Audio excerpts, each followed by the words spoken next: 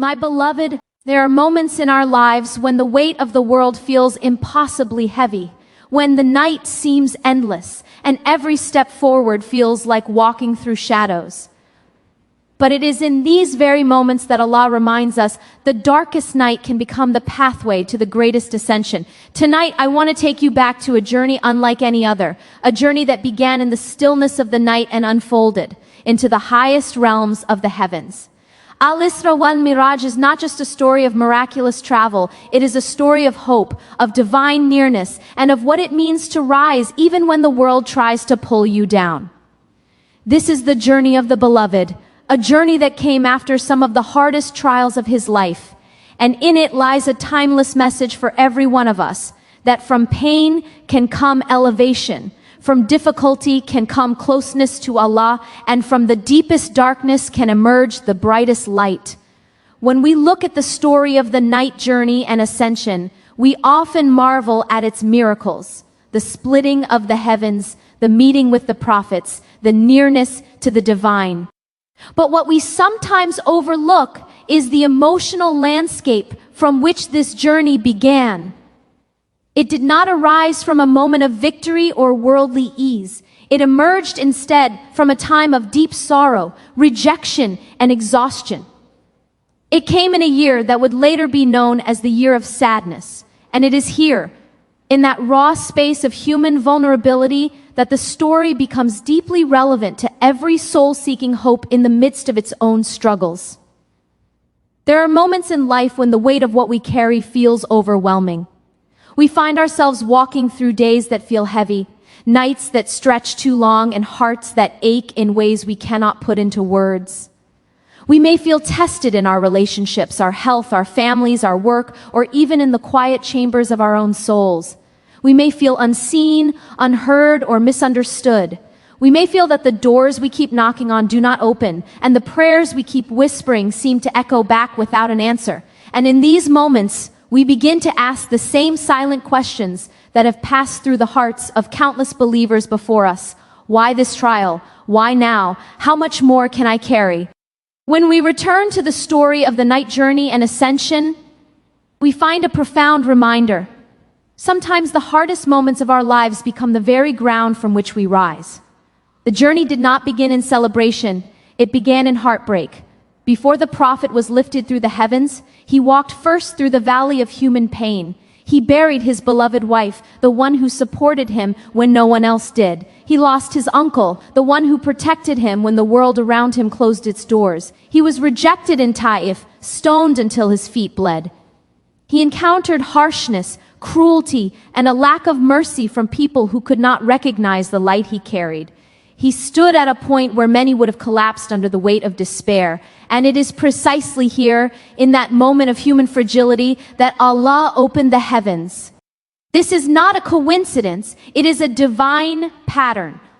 When the world narrows around a believer, Allah expands the path to him. When people turn away, He turns toward His servant. When the ground becomes heavy with grief, He lifts the heart upward. The Night Journey and Ascension is a story of how Allah transforms breaking points into turning points, how He turns the midnight of sorrow into the dawn of spiritual elevation. It is a reminder that the nearness of Allah is often felt deepest, not in moments of comfort, but in moments of brokenness. There is a point in every person's life when the heart becomes tired.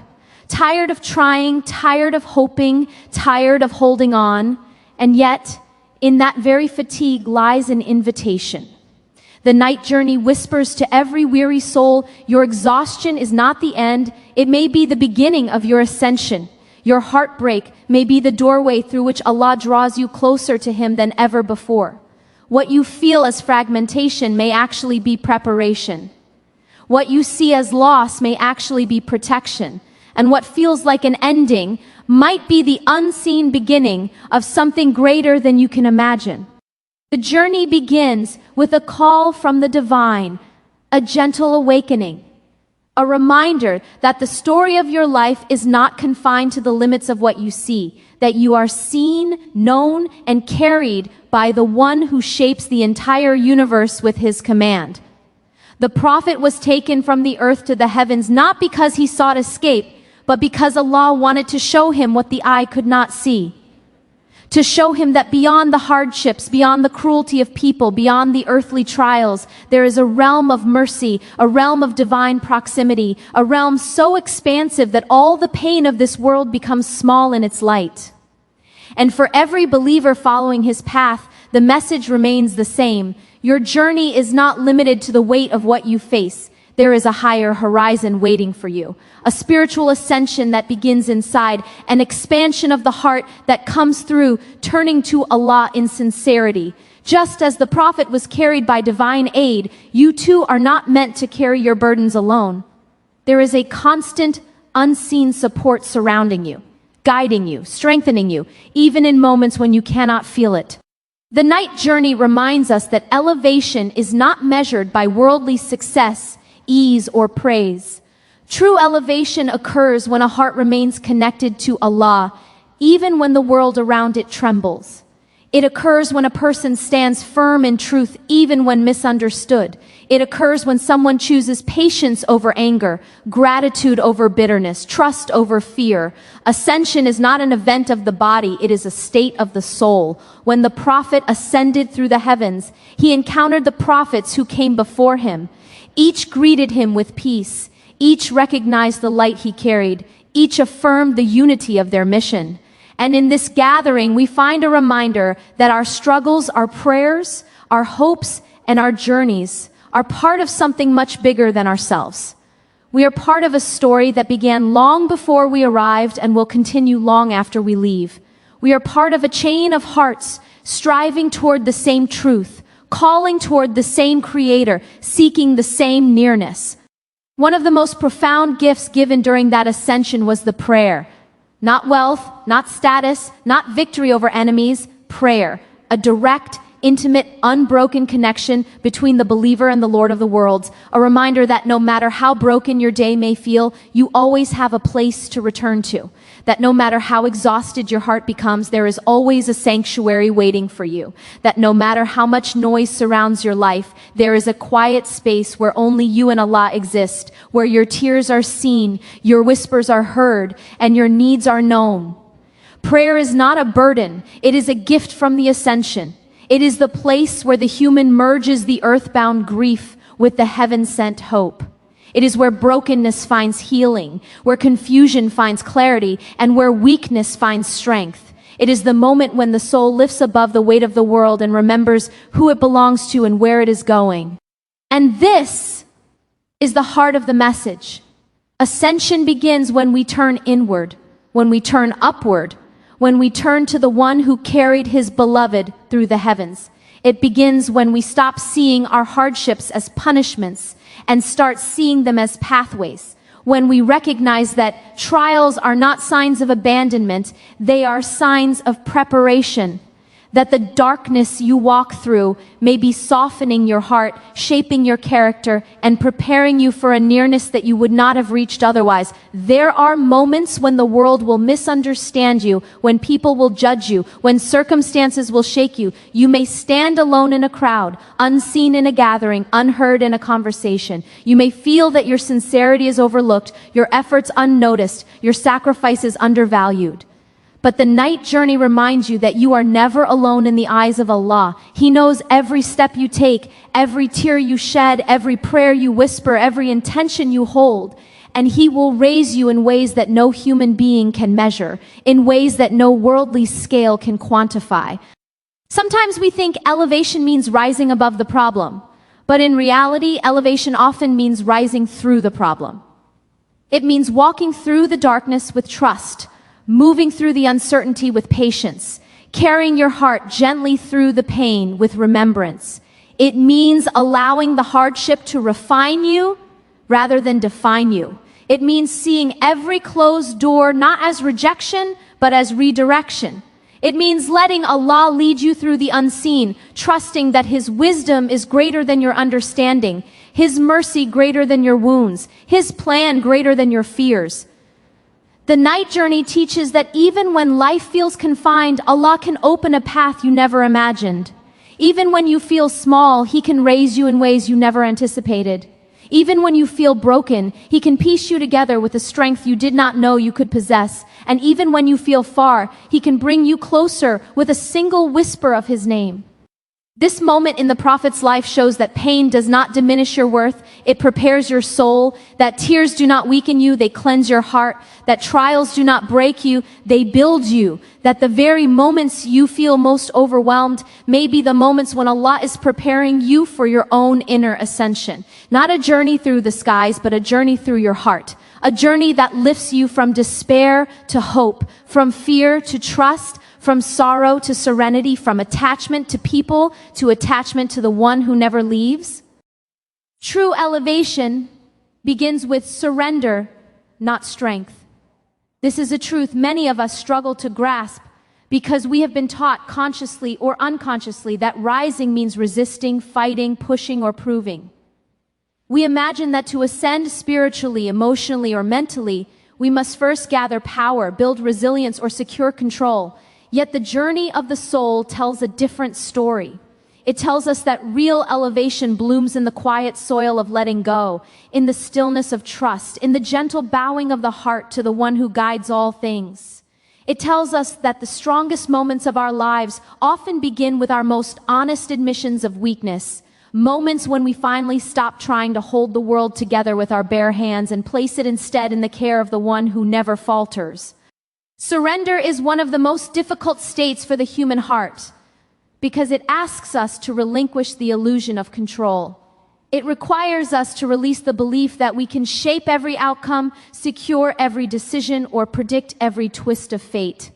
And yet, this surrender is not a defeat. It is a return to the truth that we were never meant to carry the universe on our shoulders. A return to the awareness that strength without guidance becomes exhaustion, effort without trust becomes anxiety, and striving without reliance becomes emptiness. To surrender is to step into a different kind of strength, one that flows not from the self but through the self. When we reflect on the Night Journey and Ascension, we see a profound example of this. The prophet was given one of the most extraordinary experiences granted to any human being, not in a moment when he was exerting physical power, but after a period of sorrow, helplessness, and pain. It was not worldly victory that preceded his heavenly elevation, but surrender. He surrendered his grief, his fear, and his exhaustion to Allah. He did not fight against the trial or resent the pain. He turned to the divine with a heart laid bare, with a trust that transcended circumstances, with a submission that opened the doors of the heavens. This shows us that surrender is not a lowering of the self, it is a lifting of the soul. It is not giving up, it is giving in. To the one whose wisdom surpasses every plan we make. It is not weakness, it is clarity. A clarity that allows us to understand that our limited view cannot grasp the beauty of the full tapestry Allah is weaving for us. Many of us move through life carrying burdens far heavier than we admit. We hold on to expectations of ourselves, pressures from others, fears about the future, regrets from the past. We cling to relationships that drain us because we fear letting go. We hold intentions that no longer serve our growth, but struggle to release them. We exert control over outcomes that were never meant to be ours to shape. And with every added burden, our souls become more weighed down, our hearts more fatigued, our minds more cluttered. True elevation cannot occur in a heart that is too heavy to rise. And so surrender becomes the act of loosening the knots within us one by one. It is the act of saying, I do not have to carry this alone. It is the recognition that the one who created the heart knows how to heal it. The one who writes destiny knows the path that leads to fulfillment. The one who brings night and day knows the timing of relief and breakthrough. Surrender is not a passive state. It is an active turning of the heart. It is choosing trust over control, faith over fear, patience over panic, hope over despair. It is aligning oneself with divine wisdom rather than being imprisoned by human expectations. It is walking with humility through moments that confuse you, knowing that the one guiding your steps sees what you cannot see. There is a quiet kind of courage in surrender. The courage to admit that you do not have all the answers and that you do not need to. The courage to open your hands and release your grip on things that were only ever meant to pass through your life, not stay permanently. The courage to allow the story to unfold according to divine timing rather than your own urgency. There are moments when surrender feels like standing at the edge of an unknown path with no guarantees about where it leads. It may feel frightening, disorienting, or even lonely. Yet this is often where the deepest transformation happens. When you take that step, not because you know what lies ahead, but because you trust who is guiding you, something inside you expands. A new space forms within the heart, a space where peace begins to settle, where faith begins to root itself more deeply, where clarity starts to unfold in ways you never imagined. When you look at the trials you have faced, the disappointments, losses, unanswered prayers, and unexpected detours, you might notice a pattern. The moments you fought hardest for control often left you exhausted, while the moments you surrendered brought you closer to relief. Not immediately, perhaps, and not always in the way you expected, but in a way that aligned with your deeper good. If you look closely, you may find that surrender did not erase the storm, but it protected your heart within it. It did not remove the test, but it strengthened you to walk through it. It did not erase the unknown, but it gave you a lantern of trust to carry through the darkness. True elevation begins when we stop resisting the divine unfolding of our lives, when we realize that our striving means little without the blessing of the one who brings success, when we recognize that our plans, no matter how carefully crafted, are limited by our limited vision, and when we understand that surrender does not mean abandoning effort, it means aligning our effort with divine guidance. Effort is part of faith, but effort without surrender becomes ego. Effort with surrender becomes worship. When the heart works hard but remains empty of trust, the soul becomes tired. But when effort is paired with surrender, the soul finds space to breathe, the mind finds space to think, the heart finds space to hope. And this is where elevation blossoms. Sometimes we fear surrender because we think it means losing control, but the reality is that control was never ours to lose. When we surrender, we are not giving our lives away, we are returning them to their rightful place.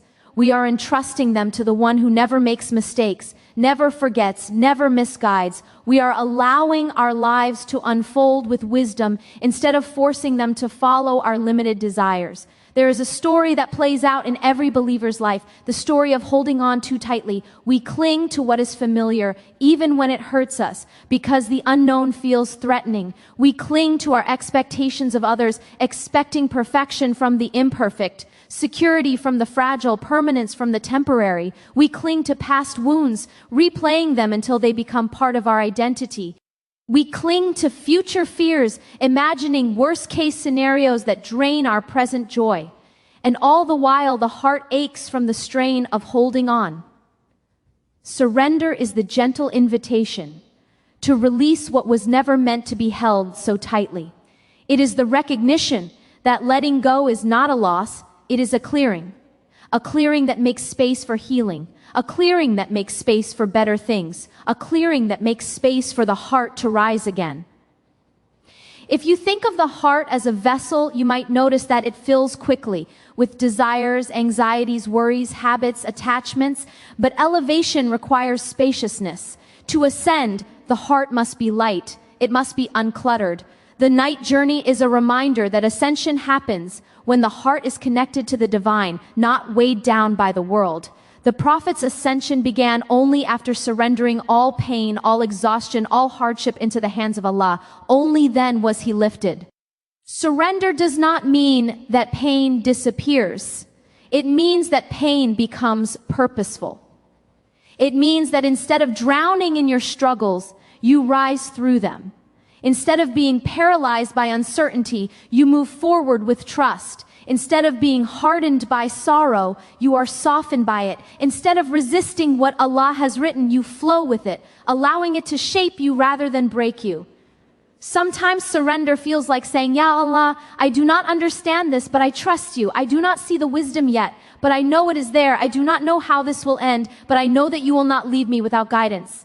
And with every sincere turning of the heart, elevation begins. Elevation is not sudden, it is gradual, a gentle lifting, a subtle awakening, a deepening of trust, a quiet opening within the soul. It happens in the moments when you choose patience over frustration, when you choose gratitude over complaint, when you choose prayer over panic, when you choose mercy over bitterness. These are not small choices, they are acts of ascension. There is a hidden beauty in surrender. It makes you receptive to the gifts Allah sends your way. It allows blessings to enter your life without resistance. It opens you to opportunities you could not have created on your own. It aligns your heart with the flow of divine grace. And once that grace begins to move, it transforms everything it touches. When the heart surrenders, it becomes lighter, and a lighter heart rises. Not in arrogance, not in pride, but in humility. It rises toward the one who created it. It rises toward clarity. It rises toward purpose. It rises toward peace. This is the elevation that surrender brings, an elevation that no worldly achievement can match, no praise can imitate, no possession can replace. Surrender allows you to step out of the prison of your anxieties. It frees you from the constant pressure to manage every outcome. It liberates you from the need to prove yourself to others. It releases you from the fear of the future. It heals the wounds of the past. It centers you in the present moment, where Allah's presence is closest. The deepest moments of spiritual elevation come not when life is easy, but when life pushes you to your knees and you choose to rise from that place with trust. Elevation comes when you stop asking why me and start asking what is Allah teaching me. It comes when you replace resistance with acceptance, resentment with understanding, fear with faith. When you surrender, you do not lose. You gain peace. You gain clarity. You gain strength rooted in something eternal, not in something fleeting. You gain a heart that no longer wavers with every change in circumstance. You gain a soul anchored in the one who created it. And this is why true elevation begins with surrender, not strength. Because strength that comes from the self can be shaken, but strength that comes from surrender cannot. Strength rooted in control will eventually break, but strength rooted in trust will only deepen. Strength shaped by ego will fade, but strength shaped by surrender will endure through every test, every trial, every storm. Surrender is the doorway to ascension. It is the place where earthly heaviness transforms into spiritual lightness. It is where the heart rises even when the world weighs it down. It is where the soul finds its wings, not in resisting the wind, but in yielding to the one who controls it. Every hardship carries a hidden invitation to draw closer to Allah. This truth, though simple in words, is profound in the experience of the heart.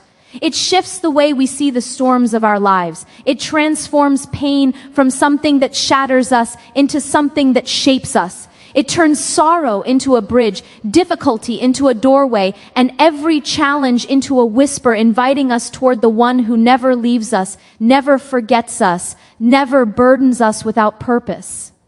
When we begin to see hardship through this lens, our relationship with life changes and our relationship with Allah deepens in ways comfort could never produce. When we reflect on the Night Journey and Ascension, we see that some of the greatest spiritual openings come after the greatest emotional heaviness. Before elevation came hardship. Before light came darkness. Before the journey through the heavens came the journey through human grief. And this pattern reflects a universal spiritual truth. The heart often awakens through what wounds it. Pain becomes a catalyst, not a punishment. Hardship becomes a means of nearness, not distance.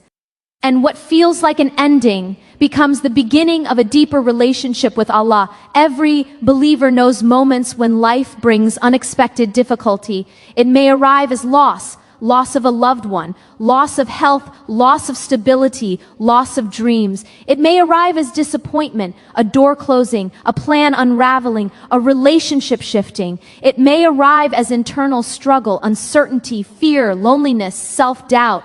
And in those moments, the heart can feel exposed, vulnerable, unsure of where to turn. But it is in exactly these moments that an invitation appears, not in words, not in signs, but in the quiet stirring of the soul, a sense that somewhere within the difficulty lies an opening, a call, a chance to move nearer to the one who created you. Hardships have a way of stripping away the illusions we cling to. They remove what distracts us, even when it hurts. They reveal what is temporary, even when we try to hold on to it. They detach the heart from things it depends on, so it can depend on the one who will never change. Every difficulty rearranges something inside us, loosens something unhealthy, awakens something dormant. It softens the heart that has grown hard. It humbles the heart that has grown proud. It strengthens the heart that has grown weak. It opens the heart that has grown closed. There is a reason that hardship often precedes spiritual openness. When life is comfortable, the heart can become sleepy. When things flow smoothly, we forget our need. When blessings come easily, we take them for granted. But when hardship arrives, the heart becomes alert. The soul becomes aware. The mind becomes reflective. The person begins to ask deeper questions. Why is this happening to me? What is Allah teaching me? What is He opening within me? What part of my heart is being purified? What is being removed to make space for something better? These questions are themselves part of the invitation. They are part of the awakening. They are part of the transformation. There are moments in hardship when you feel completely alone, yet in that very solitude, you discover a closeness with Allah that you may have never tasted before. You discover that He is not far, not silent, not absent. He is near in ways you only recognize when everything else feels distant. He is present in ways you only perceive when the world around you feels empty.